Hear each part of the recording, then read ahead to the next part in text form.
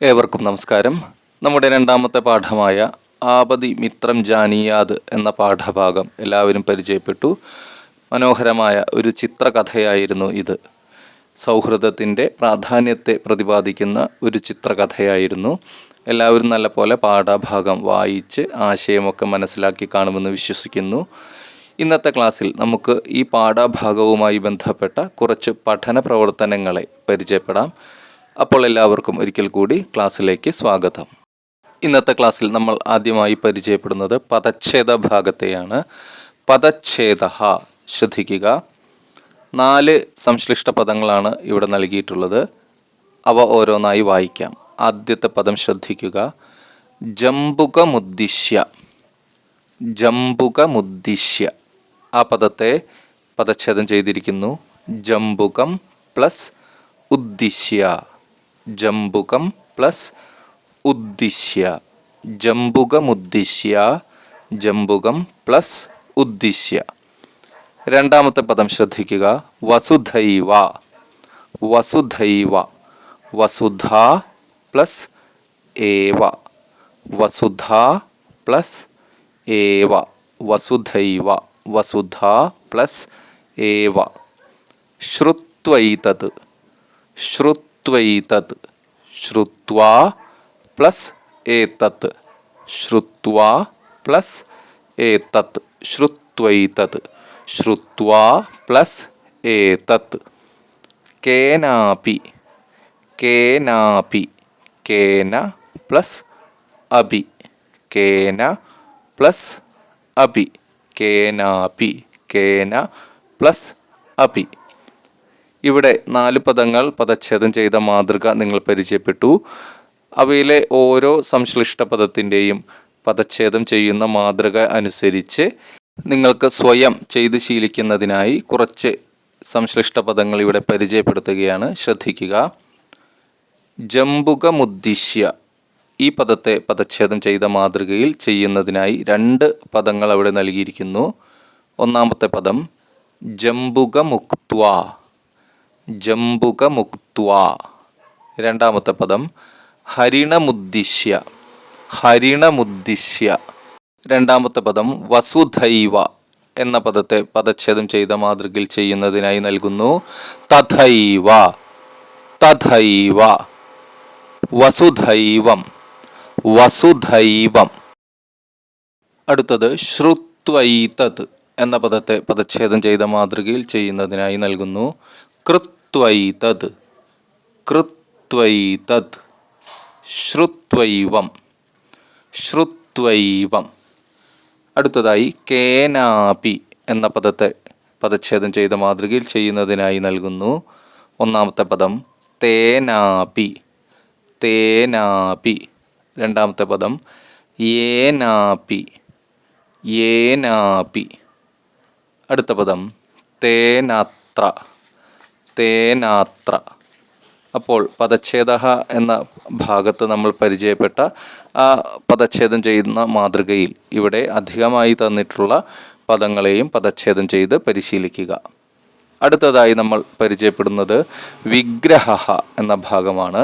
സമസ്ത പദം നൽകി അവയുടെ വിഗ്രഹവാക്യം പരിചയപ്പെടുത്തുന്ന ഒരു പ്രവർത്തനമാണ്. ശ്രദ്ധിക്കുക.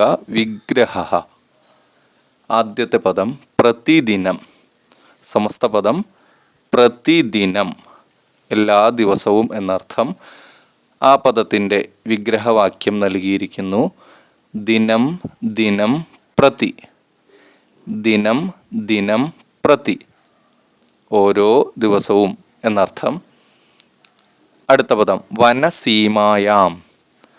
വനസീമായാം, വനാതിർത്തിയിൽ എന്നർത്ഥം.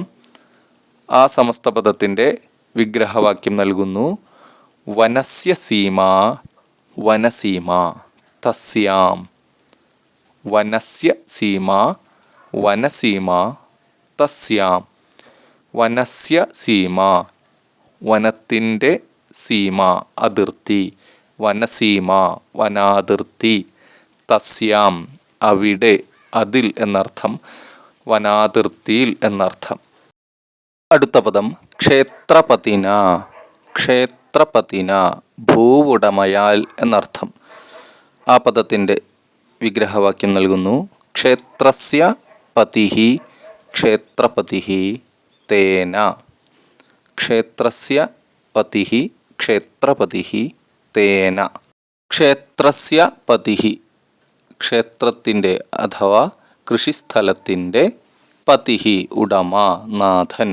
ക്ഷേത്രപതിഹി ഭൂപതി ഭൂവുടമ എന്നർത്ഥം. തേന അദ്ദേഹത്താൽ ഭൂവുടമയാൽ. ക്ഷേത്രസ്യ പതിഹി ക്ഷേത്രപതിഹി തേന ക്ഷേത്രപതിന എന്നർത്ഥം. പാഠപുസ്തകത്തിൽ പരിചയപ്പെട്ട സമസ്ത പദങ്ങളും അവയുടെ വിഗ്രഹവാക്യങ്ങളും അതോടൊപ്പം തന്നെ അതേ മാതൃകയിൽ ചെയ്യുന്നതിനായി കുറച്ച് സമസ്ത പദങ്ങൾ കൂടി ഇവിടെ പരിചയപ്പെടുത്തുകയാണ്. അവയെ നിങ്ങൾ വിഗ്രഹവാക്യങ്ങൾ എഴുതി പരിശീലിക്കുക. ഒന്നാമത്തെ പദം എന്ന് പറയുന്നത് പ്രതിദിനം എന്ന സമസ്ത പദത്തെ വിഗ്രഹവാക്യത്തിൽ എഴുതിയ മാതൃകയിൽ ചെയ്യുന്നതിനായി നൽകുന്നു. പ്രതിഗൃഹം.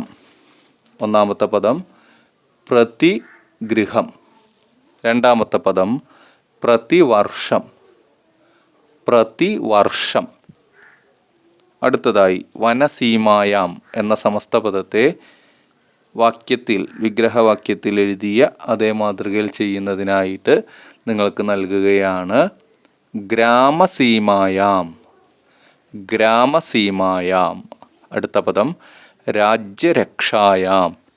രാജ്യരക്ഷായാം. അടുത്തതായി നിങ്ങൾ പരിചയപ്പെട്ട പദമാണ് ക്ഷേത്രപതിന.